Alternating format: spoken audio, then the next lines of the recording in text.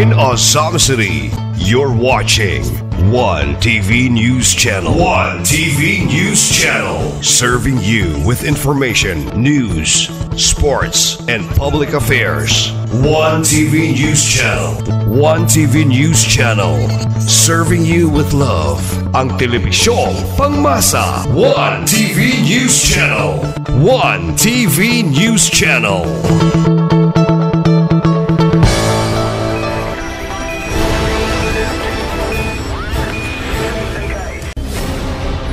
One TV special report.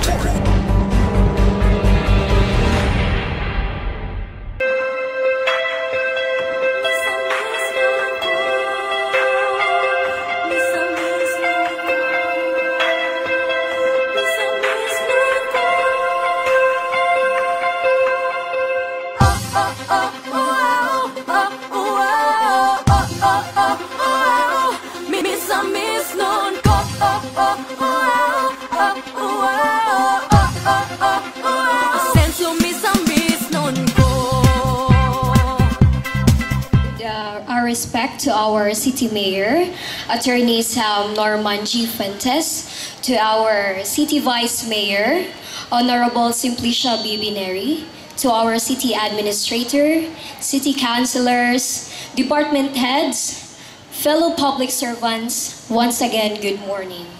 Today's flag raising ceremony will be hosted by the Office of the City Civil Registrar, headed by our very own Department Head, Ms. Marisa M. Imperio.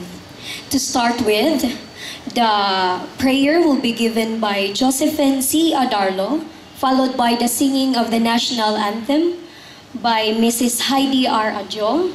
Next is the Panunumpa sa Watawat ng Pilipinas by Luzminda Chinchontic. Next is the Panunumpa ng Lingkod Bayan to be led by Mrs. Emma A. Preto, and the Bagong Pilipinas Pledge to be led by Mrs. Gretchen F. Suarez. Let us bow down our heads and put in ourselves in the presence of the God. In the name of the Father, the Son, the Holy Spirit. Amen. Our Heavenly Father, we acknowledge you are present this morning. We thank you, Father God, for all the grace and wisdom that you bestow upon us.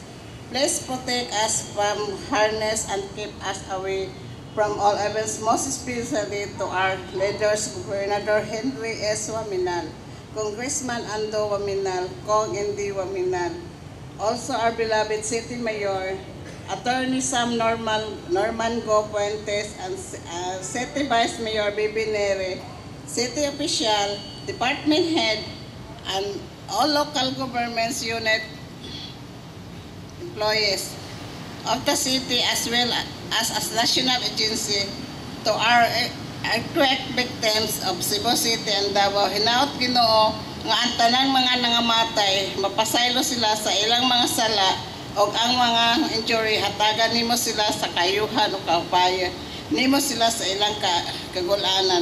Kinintanan among pangayo pinagi ni Jesucristo, imong bugtong anak, among Ginoo, sa mahasarap sa to. Mga kababayan, ang pambansang awit ng Pilipinas.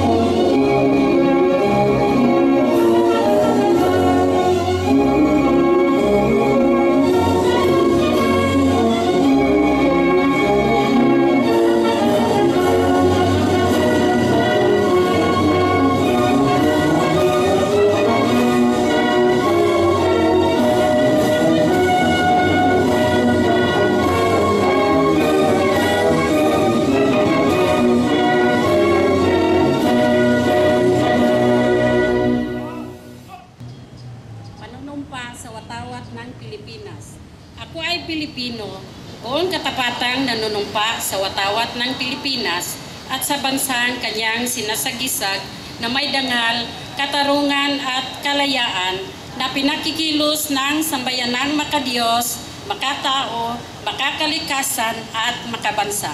Panunumpa ng lingkod bayan. Ako ay isang lingkod bayan.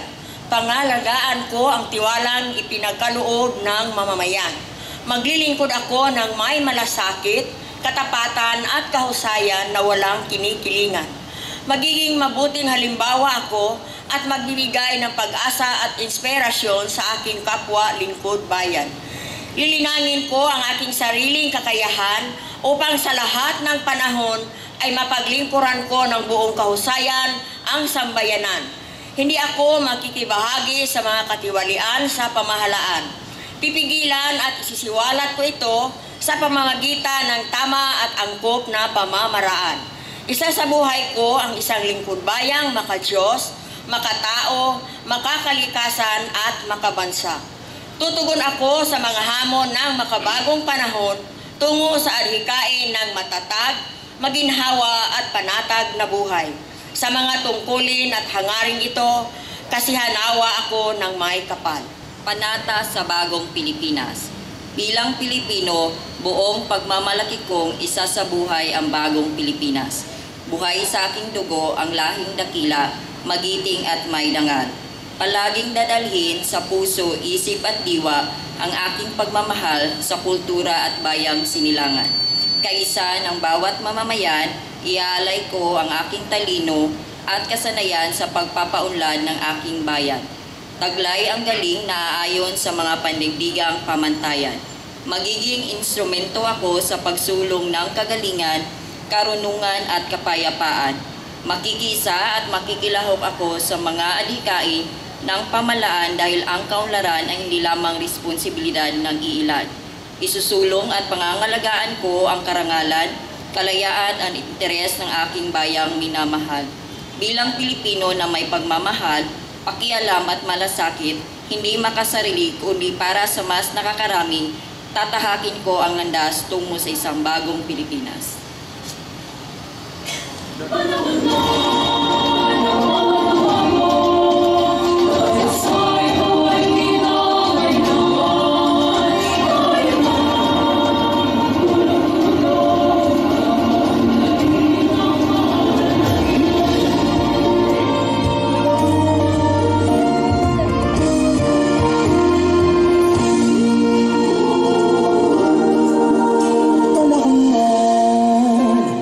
Bago dahil sa ito ay kinakailangan tayo na tulong-tulong na pagunlarin ang mahal nating bayan.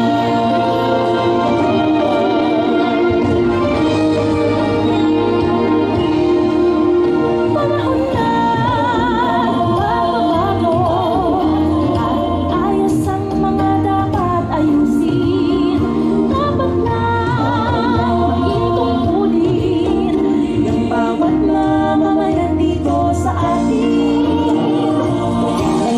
Bagong patungo sa pag-asenso, magsikap ng mabuti at nang kuminhawa tayo.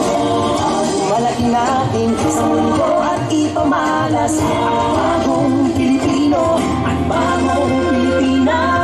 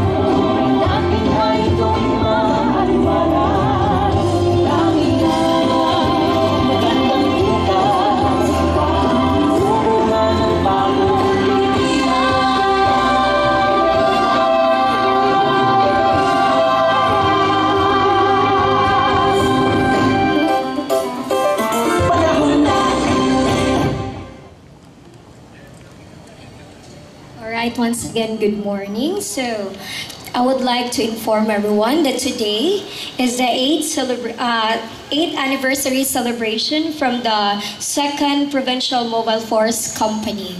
Please let us all give a hand to their today's celebration. So before anything else, I would like to call on our department head, Ms. Marisa Imperio, to give us an information on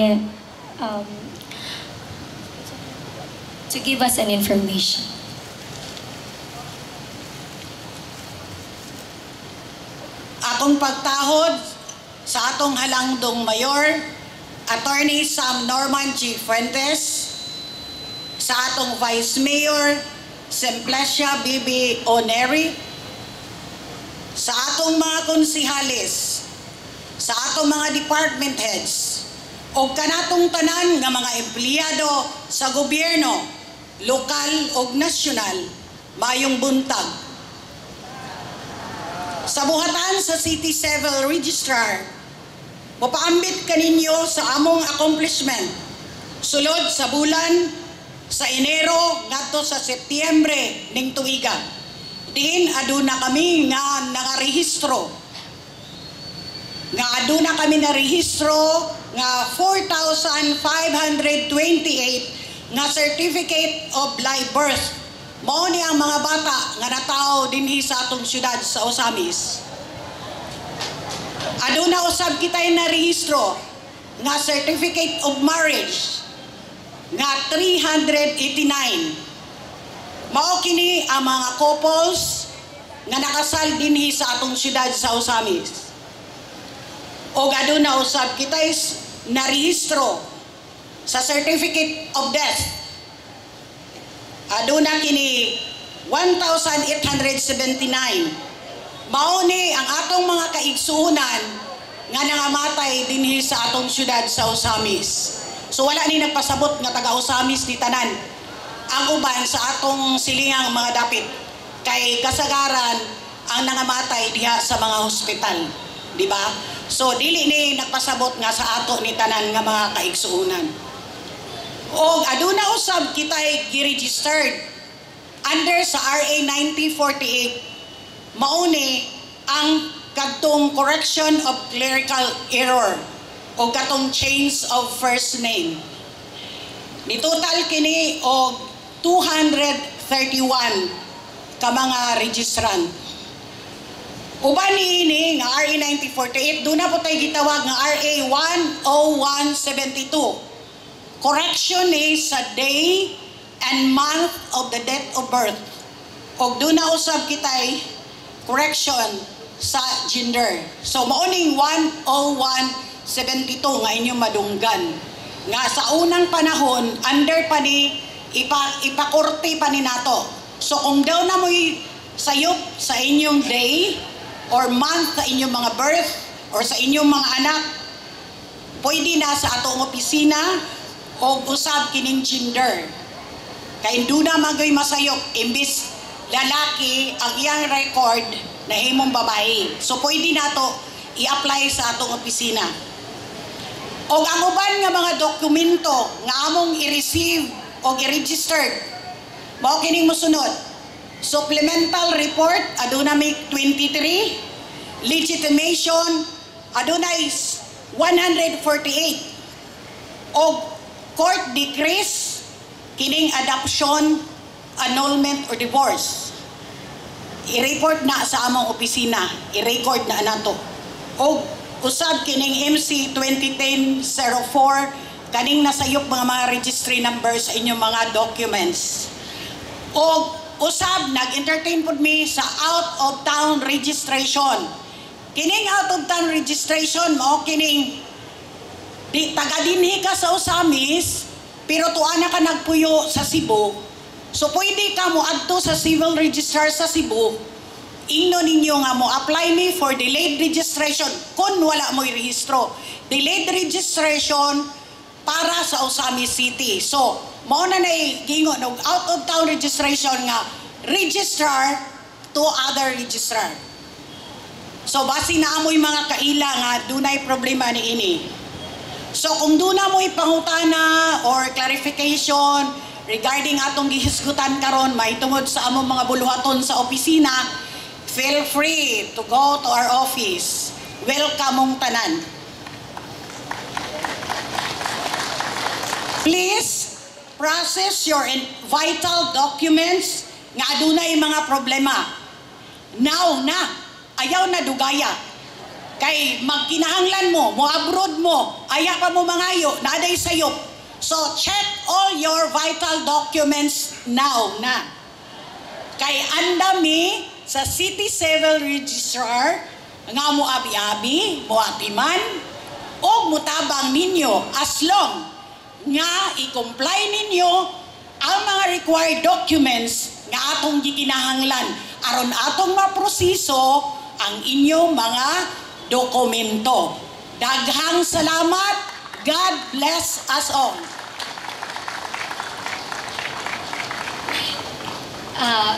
I think we have more.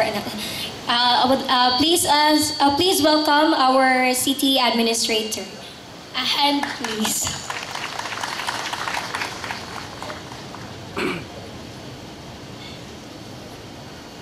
Good morning, everyone. Good morning. Once again, let us give a big hand for the City Civil Registrar for their efforts. So, department heads, good morning. Good morning, everyone. We would like to congratulate Honorable Catherine Lim for having been elected as the Provincial Treasurer for Misamis Occidental and also elected as a Regional Board of Director for the whole of Region 10 in the National Movement of Young Legislators League Convention conducted last October 7 to 8 at Cagayan de Oro City. Let's give her a big hand, please.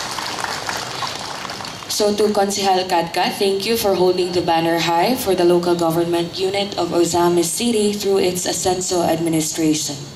Surely, all the members of the Sangguniang Panlunsod and all of us here in the LGU are very proud of you. So thank you, and thank you everyone. Good morning, have a productive week. So once again, good morning. Do we still have any announcement from the different departments? I guess none. So thank you for participating in today's flag raising ceremony. Have a fruitful week ahead. I'm proud with a miss no God. Isang miss nung magpuyong malinawon. Kamalam mo magmali pa yun. Makita na ang pag-asenso sa probinsya. Ang abot sa miss no God. Longest bridge in the Philippines. Sari-sari sa sinet ang makita. Sa banin niya.